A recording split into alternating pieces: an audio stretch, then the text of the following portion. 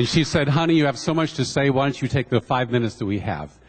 So here goes, in 5 minutes, what I was going to take 20 minutes to say. I'm going to try to explain my journey and what it's meant to me, because I've learned so much by listening to other persons and what they experienced in their journey. And I hope you can learn something in the next 4.5 minutes from what I have to say. My journey began as a kid. Where does it begin for all of us? I grew up in Hollywood. I did a lot of TV work when I was a kid. I was on Leave It to Beaver, Perry Mason. I died on Dr. Kildare. I was on Gunsmoke, Lassie, My Three Sons. Did a lot of theater work, etc. And I got to UCLA and I said, you know, I want a job that I can work at all the time. I don't want to work just 3 days a month. So I went down to South Campus and I took some science classes. And I wrote this paper about the discovery of penicillin. And in that paper I learned about Alexander Fleming, the discoverer of penicillin. And he said something that was very profound. He said, fortune favors the prepared mind. And I always remembered that. My father, who patented the CAT scanner, and I think revolutionized the world of medicine in the 20th century, he had a prepared mind. He watched a peach that was rotten roll down this conveyor belt and invented the CAT scanner. Why? Because he was prepared. He understood physics, he understood mathematics, he understood neurology, he understood anatomy. So I said, that sounds pretty good. I want to be like that. So I went into medicine, and I got a good job, and I went into family practice because I didn't have to narrow my interests in family practice. I could learn about everything because I wanted to have the prepared mind.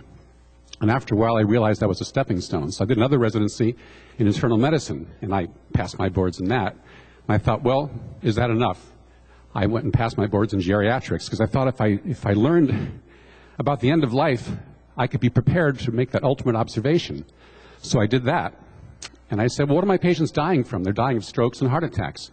So I said, how do I prevent that? So I got my boards in clinical lipidology, which is how cholesterol gets into blood vessels and causes stroke and death and heart attacks. And then I said, is that enough? I said, well, I'm not sure. What is the new frontier in medicine? Well, it's sleep medicine. So I spent 2 years studying for my boards in sleep medicine, and I passed those. Every morning I got up at 6:30, read another chapter. And I said, you know, I'm ready. I'm ready to make the ultimate observation. And I made it just yesterday.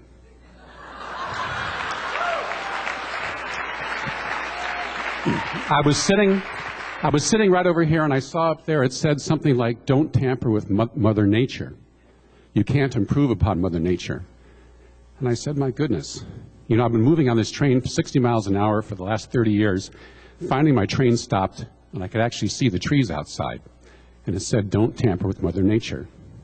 And I realized that although I'd been through 5 major examinations in the last 35 years, I had only prepared myself for the moment, realizing that I had finally passed the exam that was going to mean the most to me and my patients and their mind and their body for the rest of my career, because last week I passed my certification exam.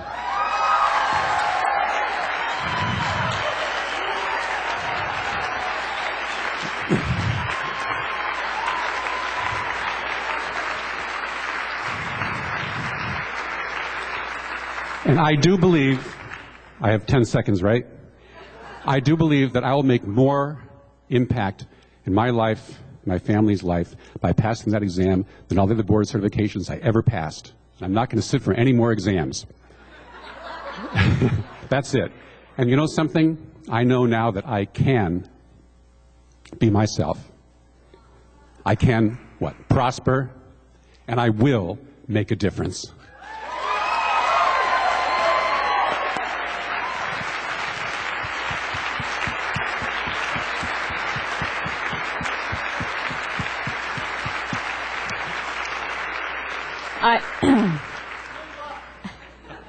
I just wanted to say how grateful we are for this opportunity, and how thankful we are to have found such an amazing company and group of people. Since going global, I have finally reached a point where I'm ready to let go of a real estate law firm that I've been attached to for 11 years. And to be able to do something like this that affects people's lives so dramatically for the good, it's inexplicable. And how wonderful that is. And to go from doing mortgage closings, which, as you know, is not a really nice place to be. We don't do a lot of good there. There's been so many problems, and there's no integrity in that field, I can tell you. There's a few pockets of it, but to be able to switch gears and to do this, where integrity is a real focus, is an absolute joy. And thank you to Dominic and Rita, wherever you are, for sticking with Mark. I don't know why you kept coming to our office after all those months. We didn't know what we had. Mark had meetings in his office for I don't know how long before I finally had the light bulb go off. And thank you to Mark Nelson and to Margaret for providing the inspiration and showing us the way. And thank you to Sue and Larry and every member of our team.